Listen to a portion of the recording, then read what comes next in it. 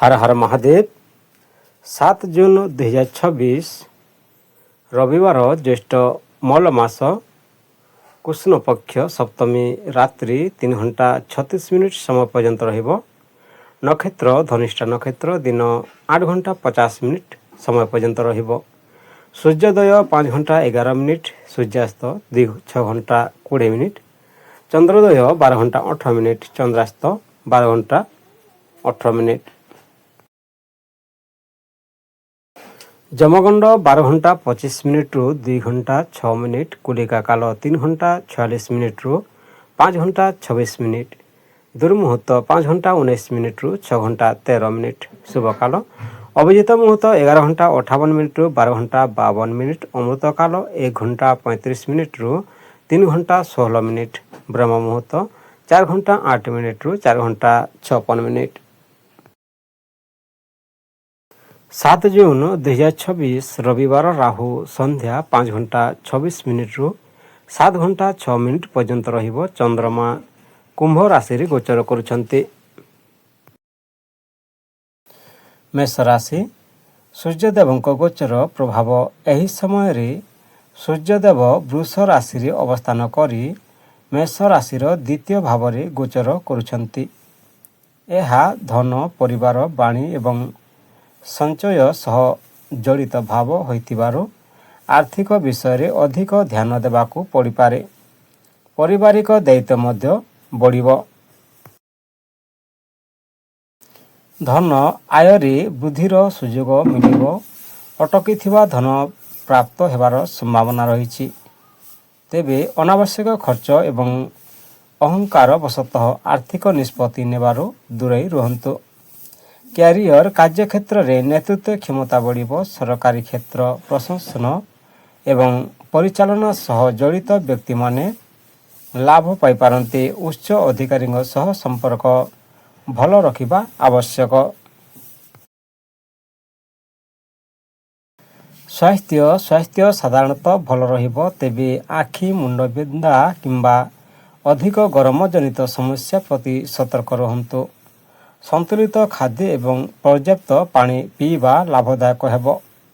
प्रतिकार प्रतिदिन सकाले सूर्यदेव को जल अर्पण करंतु एवं ओम घृणी सूर्याय नमः मंत्र जप करंतु। गहम गुड़ किंबा लाल वस्त्र दान करिबा मध्य शुभ मना जाए। वृषभ राशि सूर्यदेवଙ୍କ गोचर प्रभाव एही समय रे सूर्यदेव वृष राशि रे अवस्थान करी वृष राशि रो प्रथम भाव रे गोचर करुछंती। एही गोचर व्यक्तित्व आत्मविश्वास स्वास्थ्य एवं नेतृत्व क्षमता को प्रभावित करिवो। आपणक मान सम्मान और प्रतिष्ठा वृद्धि पाई पारे।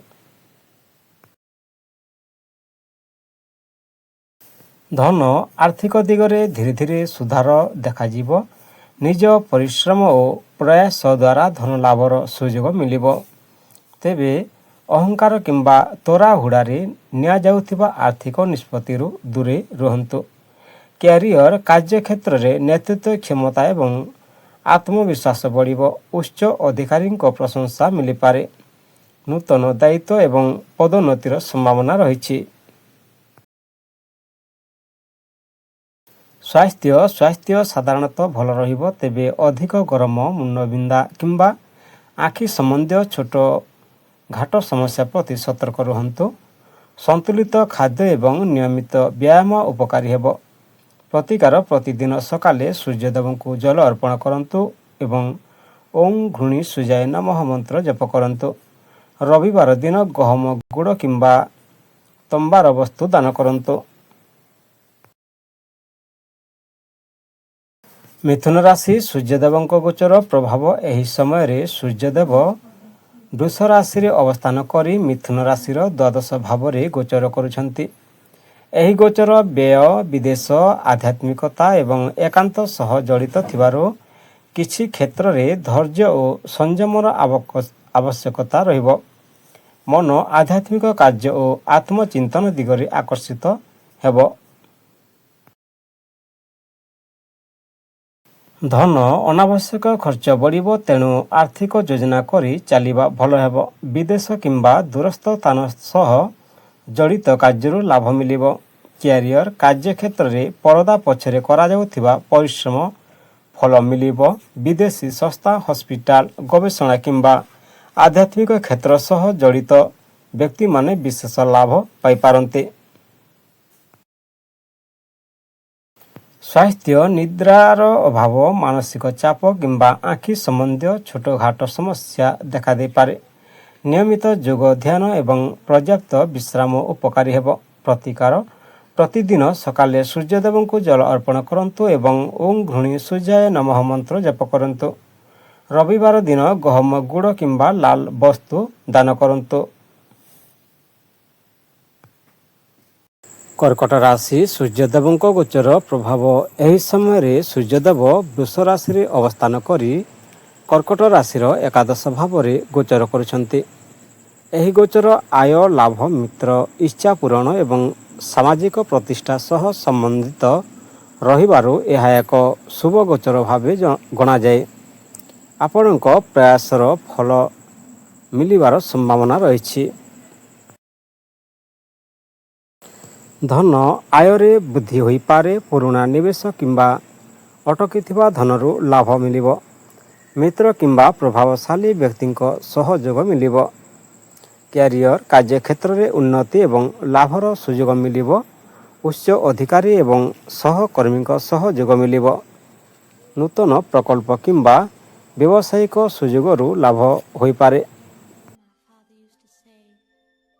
ସ୍ୱାସ୍ଥ୍ୟ ସାଧାରଣତଃ ଭଲ ରହିବ। ଶରୀରରେ ଉର୍ଜା ଏବଂ ଉତ୍ସାହ ବଢ଼ିବ। ତଥାପି ସନ୍ତୁଳିତ ଖାଦ୍ୟ ଏବଂ ନିୟମିତ ବ୍ୟାୟାମ ଉପରେ ଧ୍ୟାନ ଦିଅନ୍ତୁ। ପ୍ରତିକାର: ପ୍ରତିଦିନ ସକାଳେ ସୂର୍ଯ୍ୟଦେବଙ୍କୁ ଜଳ ଅର୍ପଣ କରନ୍ତୁ ଏବଂ ଓଁ ଘୃଣୀ ସୂର୍ଯ୍ୟାୟ ନମଃ ମନ୍ତ୍ର ଜପ କରନ୍ତୁ। ରବିବାର ଦିନ ଗୁଡ଼, ଗହମ କିମ୍ବା ତମ୍ବା ଦାନ କରିବା ଶୁଭ ଫଳଦାୟକ ହେବ।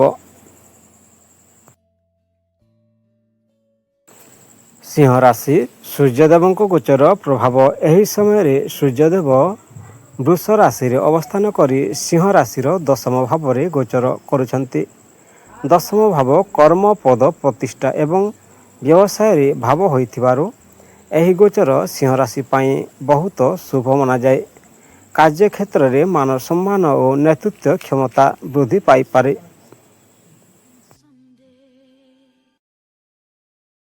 ଧନ, ଚାକିରି କିମ୍ବା ବ୍ୟବସାୟରୁ ଆୟ ବଢ଼ିବ। ପଦୋନ୍ନତି କିମ୍ବା ନୂତନ ଦାୟିତ୍ୱ ମାଧ୍ୟମରେ ଲାଭ ମିଳିବ। ସରକାରୀ କାମରେ ସଫଳତା ମିଳିବାର ସମ୍ଭାବନା ରହିଛି। କ୍ୟାରିୟର ଏହି ଗୋଚର କାର୍ଯ୍ୟକ୍ଷେତ୍ରରେ ବିଶେଷ ସଫଳତା ଆଣିବ। ଉଚ୍ଚ ଅଧିକାରୀଙ୍କ କୃପା ମିଳିବ। ଚାକିରିରେ ପଦୋନ୍ନତି, ନୂତନ ସୁଯୋଗ କିମ୍ବା ବ୍ୟବସାୟରେ ଉନ୍ନତି ହେବାର ଯୋଗ ରହିଛି। ସ୍ୱାସ୍ଥ୍ୟ ସାଧାରଣତଃ ଭଲ ରହିବ। ଉର୍ଜା ଏବଂ ଆତ୍ମବିଶ୍ୱାସ ବଢ଼ିବ। ତେବେ ଅଧିକ କାମ କାରଣରୁ ଥକାନ କିମ୍ବା ରକ୍ତଚାପ ସମ୍ବନ୍ଧୀୟ ସମସ୍ୟା ପ୍ରତି ସତର୍କ ରୁହନ୍ତୁ। ପ୍ରତିକାର: ପ୍ରତିଦିନ ସକାଳେ ସୂର୍ଯ୍ୟଦେବଙ୍କୁ ତମ୍ବା ପାତ୍ରରେ ଜଳ ଅର୍ପଣ କରନ୍ତୁ ଏବଂ ଓଁ ଘୃଣୀ ସୂର୍ଯ୍ୟାୟ ନମଃ ମନ୍ତ୍ର 11 କିମ୍ବା 108 ଥର ଜପ କରନ୍ତୁ। ରବିବାର ଦିନ ଗୁଡ଼, ଗହମ କିମ୍ବା ଲାଲ ବସ୍ତ୍ର ଦାନ କରିବା ଶୁଭ ଅଛି। କନ୍ୟା ରାଶି, ସୂର୍ଯ୍ୟଦେବଙ୍କ ଗୋଚର ପ୍ରଭାବ। ଏହି ସମୟରେ ସୂର୍ଯ୍ୟଦେବ ବୃଷ ରାଶିରେ ଅବସ୍ଥାନ କରି କନ୍ୟା ରାଶିର ନବମ ଭାବରେ ଗୋଚର କରୁଛନ୍ତି। ଏହି ଗୋଚର ଭାଗ୍ୟ, ଧର୍ମ, ଉଚ୍ଚଶିକ୍ଷା, ଦୀର୍ଘଯାତ୍ରା ଏବଂ ପିତାଙ୍କ ସହ ସମ୍ବନ୍ଧକୁ ପ୍ରଭାବିତ କରିବ। ଭାଗ୍ୟର ସହଯୋଗ ମିଳିବା ସହିତ ଆଧ୍ୟାତ୍ମିକତା ପ୍ରତି ଆଗ୍ରହ ବଢ଼ିପାରେ।